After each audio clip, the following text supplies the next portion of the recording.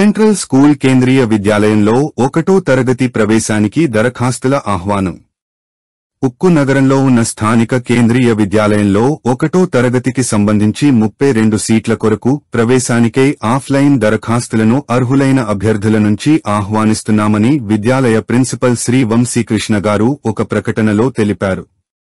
వివరాలకు సంబంధించి విద్యాలయ వెబ్సైట్ని సందర్శించాల్సిందిగా తెలియజేశారు. ఈ నెల 2వ విడత జీతాల చెల్లింపు కోసం ఐఎన్టీయూసీ నాయకత్వంలో ఈ డీవర్క్స్ బిల్డింగ్ వద్ద ఈ రోజు ధర్నా జరిగింది. కార్మికుల ఒత్తిడికి తలొగిన స్టీల్ యాజమాన్యం ఈ రోజు సాయంత్రం 2వ విడత జీతాలను బ్యాంకులకు పంపడం జరిగింది. ఆఫ్ డే CL కి సంబంధించి మరికొన్ని వివరణలతో HR DGM శ్రీమతి అంజలి వి టోప్నో నేడు ఒక సర్క్యులర్ విడుదల చేశారు. డాక్టర్ బిఆర్ అంబేద్కర్ 133వ జయంతిని RANL గౌరవంగా జరుపుకుంది. Shri AK Bagchi, director, project మరియు అదనపు charge director, operation, RANL, doctor BR Ambedkar park, sector 6, ఉక్కునగరంలో నివాళులర్పించారు. డాక్టర్ బిఆర్ అంబేద్కర్ యొక్క న్యాయమైన మరియు సమానమైన సమాజం కోసం ప్రతి ఒక్కరూ తమ నిబద్ధతతో ప్రతిజ్ఞ చేయాలని శ్రీ AK బాగ్చి కోరారు. మన రాజ్యాంగాన్ని రూపొందించడంలో అతని దార్శనిక నాయకత్వం ఆశాకిరణం మరియు పురోగతికి దీటుగా మిగిలిపోయింది.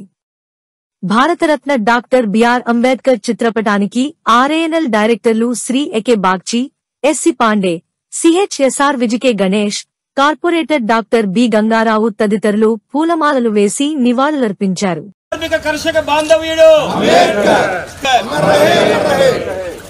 अमर रहे डॉक्टर बाबा साहेब अम्बेडकर, अमर रहे डॉक्टर बाबा साहेब अम्बेडकर, अमर रहे डॉक्टर बाबा साहेब अम्बेडकर, भारत राज्यांग निर्माता.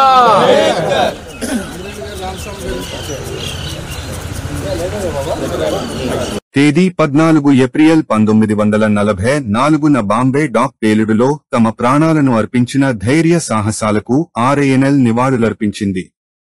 RANL విశాఖపట్నం స్టీల్ ప్లాంట్లో మనం వారి జ్ఞాపకాన్ని గౌరవిస్తాము మరియు ఏప్రిల్ 14 నుండి ఏప్రిల్ 20, 2024 వరకు ఫైర్ సర్వీస్ వీక్గా పాటిస్తున్నాము.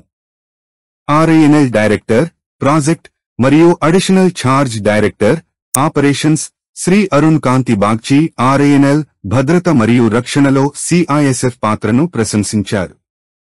Shri Attar Mohammed Hanif, senior commandant, CISF RANLలో CISF ఫైర్ వింగ్ అందిస్తున్న గొప్ప సేవ గురించి అంతర్దృష్టులను పంచుకున్నారు.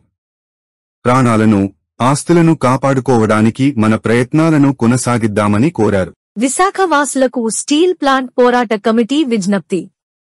కేంద్రంలో అధికారంలో ఉన్న బీజేపీ ప్రభుత్వం ఉత్తరాంధ్రకు జీవనాడి అయిన విశాఖ స్టీల్ ప్లాంట్ను అమ్మాలనే తమ తప్పుడు నిర్ణయాన్ని 39 నెలలుగా పోరాటం చేస్తున్నా నేటికీ ఉపసంహరించుకోలేదని, ఒకవైపు స్థానిక బీజేపీ నాయకులతో స్టీల్ ప్లాంట్ని పటిష్టం చేస్తామని ప్రకటనలు ఇస్తూనే జిందాల్, టాటా వంటి కార్పొరేట్ సంస్థలతో ఒప్పందాలు చేస్తూ ప్లాంట్కు ముడి సరుకులు కూడా సరిగా సప్లై చేయకుండా అనేక విధాలుగా ఇబ్బందులకు గురి చేస్తున్నదని, ఈ నేపథ్యంలో రాబోయే ఎన్నికల్లో కేంద్ర బీజేపీ ప్రభుత్వానికి విశాఖ వాసులు తగిన బుద్ధి చెప్పాలని, తమ ఓటు హక్కుతో బీజేపీని తరిమికొట్టాలని పోరాట కమిటీ చైర్మన్లు శ్రీ CH నరసింగరావు, డి ఆదినారాయణ, మంత్రి రాజశేఖర్ మరియు పోరాట కమిటీ సభ్యులు విశాఖ కార్మికులకు పిలుపునిచ్చారు.